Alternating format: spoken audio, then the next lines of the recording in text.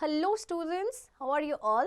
I'm sure you all are doing good. Let's start today's chapter about air. Air. Air is all around us. We need air to live. Air moves from one place to another. Though we cannot see or touch air, we can feel it. All living things including human beings need air to breathe. There can be no life without air. Air हमारे चारों तरफ होती है, हमारे हर तरफ होती है. हमें एयर की ज़रूरत होती है जिंदा रहने के लिए. एयर जो है वो मूव करती रहती है एक जगह से दूसरी जगह. हम इसको देख तो नहीं पाते हैं बट हम इसे फील कर पाते हैं, हम इसे टच भी नहीं कर पाते. अब जितने भी लिविंग बींग्स हैं आपके इंक्लूडिंग ह्यूमन बींग्स, हर किसी को एयर की ज़रूरत होती है. एयर की ज़रूरत होती है ब्रीथ करने के लिए. अब आप सोचिए अगर एयर नहीं होगा तो क्या लाइफ पॉसिबल हो पाएगी? ऑफ कोर्स नॉट, है ना, क्योंकि लाइफ की वजह से ही life possible. Air is found everywhere. It is up above in the sky where the birds fly. It is in the soil and the water where the water animals live. The amount of air is not the same everywhere. High up on the mountains, the air is much less. That is why people who climb the mountains carry oxygen cylinders. अब आपकी air हर जगह तो पाई जाती है. आप जहाँ पे birds fly करती हैं स्काई में वहाँ पे भी पाई जाती है, सॉइल में भी पाई जाती है, वाटर में भी पाए जाते हैं जहाँ पे आपके वाटर एनिमल्स रहते हैं. ओके अच्छा, लेकिन ये जो अमाउंट ऑफ एयर है ना ये सेम नहीं होता है हर जगह. अगर आप सोचें कि हर जगह सेम अमाउंट ऑफ एयर मिलेगा, ऐसा नहीं है. जैसे आप माउंटेन्स पे हाई जाएंगे, एकदम high up on the mountains, तो एयर वहाँ पे कम हो जाती है. तो इसीलिए आपने देखा होगा कि जो माउंटेनर्स होते हैं ना अपने साथ ऑक्सीजन सिलेंडर कैरी करके लेके जाते हैं क्योंकि वहाँ पे ऑक्सीजन की कमी हो जाती है. What air contains. अब देखिए एयर में है क्या, एयर किससे बनी है? Air is made up of many gases such as nitrogen, oxygen, carbon dioxide, water vapour etcetera. तो देखिए 3 गैसेस तो हैं, इसके अलावा भी और भी गैसेस हैं, वाटर वेपर है, इन सब से आपकी एयर बनी हुई है. Some gases present in the air are harmful. Air also contain smoke, dust and germs. अच्छा, कुछ जो गैसेस आपकी एयर में प्रेजेंट होती है ना वो हार्मफुल हो सकती हैं हमारे लिए. ओके और इसके अलावा, इन गैसेस के अलावा आपके एयर में पाए जाते हैं स्मोक भी पाया जाता है, डस्ट एंड इवन जर्म्स भी पाए जाते हैं. Okay Smoke. Smoke is given out when something is burnt and from the chimneys of the factories. Cars, buses and trains also let out smoke in the air. Dust, smoke and germs make the air dirty and impure. Breathing impure air can make us fall sick. Also, water vapor is present in air. अच्छा, smoke धुआं कैसे निकलता है आपने देखा है? Vehicle से निकलता है ना. कई बार हम बहुत सारी चीज़ें जलाते हैं, जैसे पेपर जला दिया, वुड जला दिया, तो उसमें से धुआं निकलता है. फैक्ट्रीज की चिमनी से धुआं निकलता है, आपके व्हीकल्स चलते हैं उसमें से धुआं निकलता है. तो देखिए जो डस्ट होता है, स्मोक होता है और जो जर्म्स होते हैं वो एयर को क्या करते हैं, उसको डर्टी और इम्प्योर बना देते हैं. अब सोचिए अगर हम ऐसी इम्प्योर एयर में ब्रीथ करेंगे तो क्या होगा, हम बीमार पड़ जाएंगे. Okay water vapour. When wet clothes dry in the sunshine, the water goes into the air. When water boils, it turns into water vapor. Heat changes water into water vapor. In summers, the sun's heat changes the water of ponds, wells, lakes and rivers into water vapors. अच्छा देखिए, आप जैसे कपड़े सुखाते हैं wait clothes को sunshine में, तो जो वाटर है वो कहाँ जाता है कपड़ों का, वो एयर में चला जाता है. जब आपका वाटर बॉईल होता है तो आपने देखा होगा कभी स्टीम बनती है ना, स्टीम एक्चुअली में वो वाटर वेपर है. हीट जो है वाटर को वाटर वेपर में चेंज कर देते हैं. ओके रिमेंबर दैट, हीट है जो वाटर को वाटर वेपर में चेंज करते हैं. समर्स में क्या होता है कि जो सन की हीट होती है उसकी वजह से जो जैसे पॉन्ड्स, वेल्स या लेक्स का जो रिवर्स का जो पानी होता है वो वाटर वेपर में आपका कन्वर्ट हो जाता है, चेंज हो जाता है. ओके चलिए एक एक्टिविटी करके देखते हैं. Okay pour some water in a glass, put some ice cubes into it. What do you see? You see tiny drops of water on the outside of the glass. Where did these drops come from? They came from the water vapor in the air. When water vapor in the air touched the cold glass, it cooled and changed into water. देखिए आपको करना क्या है, बहुत ही simple activity. एक glass लेना है, उसमें कुछ पानी डालना है. ओके आप क्या करेंगे, आप उसमें ना थोड़े से आइस क्यूब्स डाल देंगे. तो आप उसके बाद थोड़ी देर बाद नोटिस करेंगे कि छोटे छोटे जो ड्रॉप्स होंगे ना पानी की, वो आपको ग्लास के बाहर नज़र आएंगे. तो ये ड्रॉप्स कहाँ से आए? एक्चुअली ये आई आपकी फ्रॉम द वाटर वेपर. जो एयर में आपके वाटर वेपर होता है तो जो वाटर वेपर है एयर का, जैसे उसने ग्लास को टच किया ना, ग्लास में टच हुई, ओके, ग्लास का सरफेस कैसा ठंडा है एकदम, तो जैसे वो वाटर वेपर उसके कांटेक्ट में आई वो कूल हुई और फिर वो वाटर में चेंज हो गए. Okay, next, clean air. We breathe air for our survival. Breathing impure air is harmful to our health. Clean, pure, and fresh air keeps us healthy and happy. Plants make the air clean and fresh. So, we should grow green plants in our surrounding areas. देखिए, हम breathe क्यों करते हैं? Of course अपने survival के लिए, क्योंकि breathe नहीं करेंगे तो फिर हम जिंदा कैसे रहेंगे. लेकिन अगर हम इम्प्योर एयर में ब्रीथ करते हैं तो ये हमारी हेल्थ के लिए काफ़ी हार्मफुल हो सकता है, हम बीमार पड़ सकते हैं. तो इसीलिए हमें हमेशा ब्रीथ करने के लिए प्योर एंड फ्रेश एयर की ज़रूरत होती है. तो ये फ्रेश और क्लीन एयर आएगी कहाँ से? ऑफ कोर्स प्लांट से, क्योंकि प्लांट जो है एयर को क्लीन करते हैं, उसको फ्रेश करते हैं. इसीलिए हमें ज़्यादा से ज़्यादा प्लांट्स अपने सराउंडिंग एरियाज में लगाने चाहिए. ओके,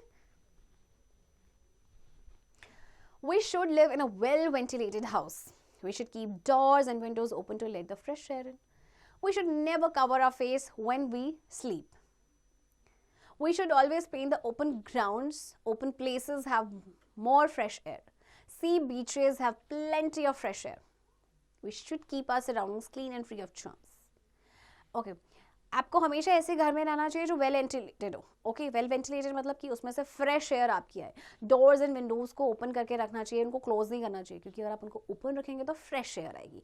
ओके, और जब भी आप सोते हैं तो अपने फेस को कवर ना करें. कई होते हैं ना लोग अपना फेस कवर कर देते हैं. Never ever do this. Okay, और जब भी आप खेलें हमेशा ओपन ग्राउंड्स में खेलें, क्योंकि ओपन प्लेस में ज़्यादा फ्रेश एयर होती है.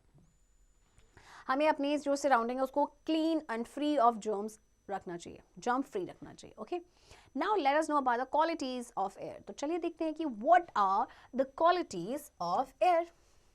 1. Air cannot be seen, it can be felt only, you know that. 2. Air supports burning. 3.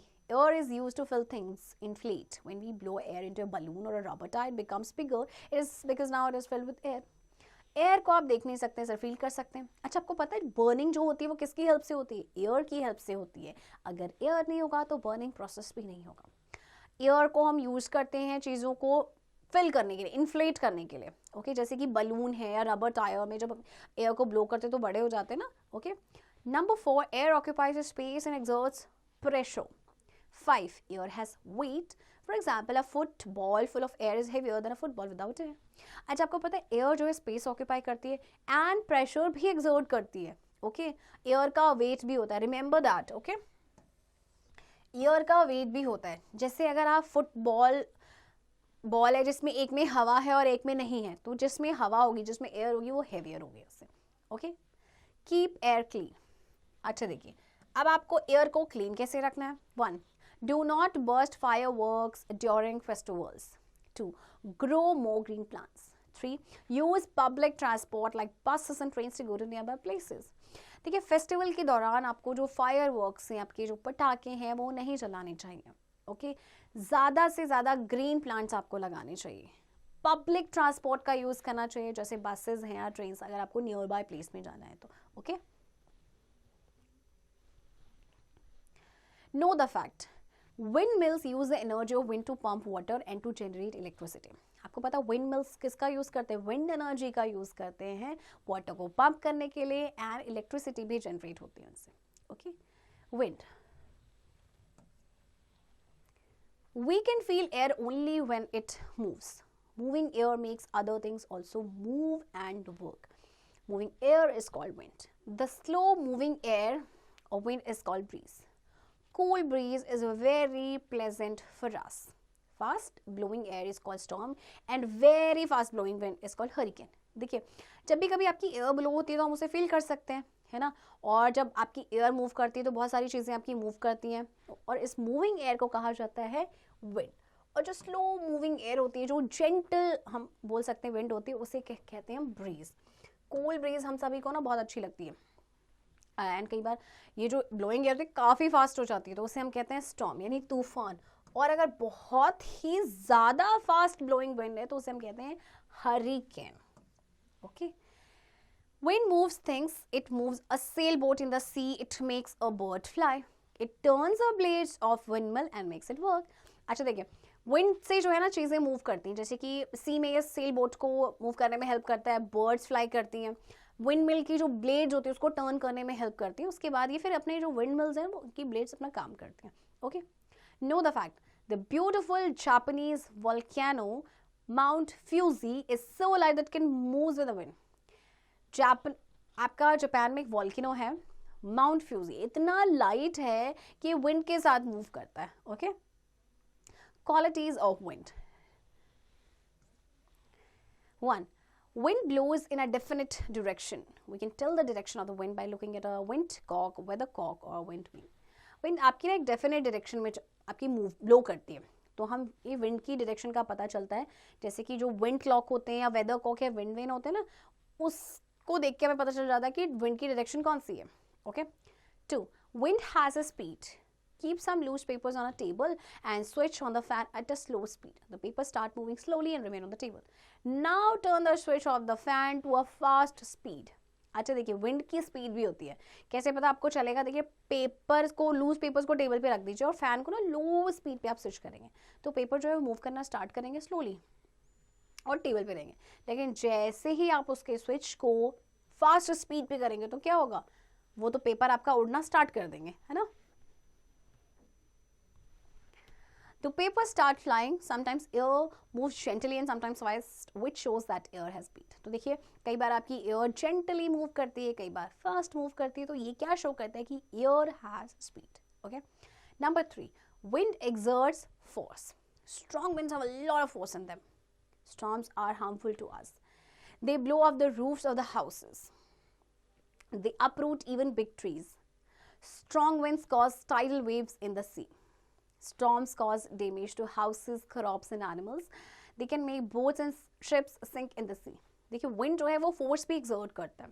Okay, strong winds में बहुत सारा force होता है. Storms हमारे लिए harmful हो सकते हैं, होते ही हैं कई बार. ये क्या करते हैं कि जो जैसे घरों की जो रूफ है उसको ही ब्लो ऑफ करके लेके चले जाते हैं, बड़े बड़े ट्रीज उखड़ जाते हैं. और कई बार स्ट्रॉन्ग विंड्स की वजह से टाइडल वेव्स आते हैं समुद्र में, और स्टॉर्म की वजह से घर, क्रॉप्स, एनिमल्स, ये सारे डैमेज हो जाते हैं. एंड कई बार क्या होता है कि समुद्र में जो बोट्स एंड शिप्स होती हैं ना, वो सिंक हो जाती हैं. सिंक यानी डूब जाती हैं. Okay. Next, advantages of air and wind.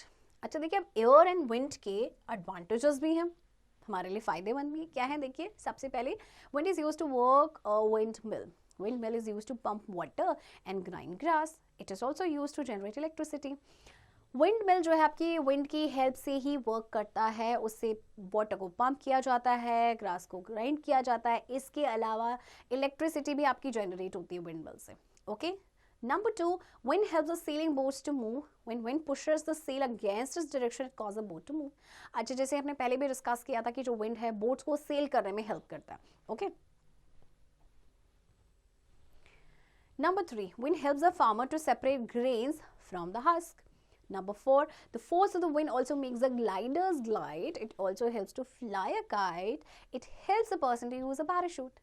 अच्छा, फार्मर्स को विंड बड़ा हेल्प करती है, क्योंकि जैसे उनकी जो ग्रेन्स में हस्क होता है ना, उसको वो सेपरेट करते हैं एयर की हेल्प से, वो विनोविंग करते हैं. ओके. एंड जो विंड का जो फोर्स है उससे ग्लाइडर्स आपके ग्लाइड करते हैं, आपको काइट फ्लाई करने में हेल्प मिलता है, और जो पर्सन जो पैराशूट का यूज कर रहा है उसको भी हेल्प मिलती है.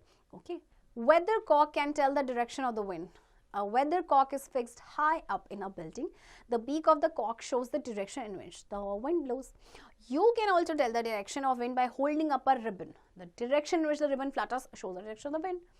Weathercock होते हैं बिल्डिंग के हाई एरिया पे इसको फिक्स किया जाता है. तो जो कॉक के बीक होते हैं जिस डायरेक्शन में होती है ना, तो इससे पता चलता है कि विंड इस डायरेक्शन में आपकी ब्लो कर रही है. ओके. अगर आप विंड की डायरेक्शन को जानना चाहते हो तो आप एक रिबन को होल्ड कर लीजिए, फिर जिस डायरेक्शन में रिबन फ्लटर करेगा दैट मीन्स विंड की वही डायरेक्शन है. Okay. Number 6, wind carries some seeds to far off places. The seeds grow into new plants under favorable conditions. इसके अलावा विंड क्या करती है कि सीड्स को लेकर चली जाती है दूर प्लेसेस पे, फिर वहाँ पे जो सीड है उससे नए प्लांट्स बनता है जब उसको फेवरेबल कंडीशंस मिलती है. राइट चिल्ड्रन, आई होप आपको ये चैप्टर समझ आया होगा, और चैप्टर की प्रैक्टिस अब आप खुद से करेंगे.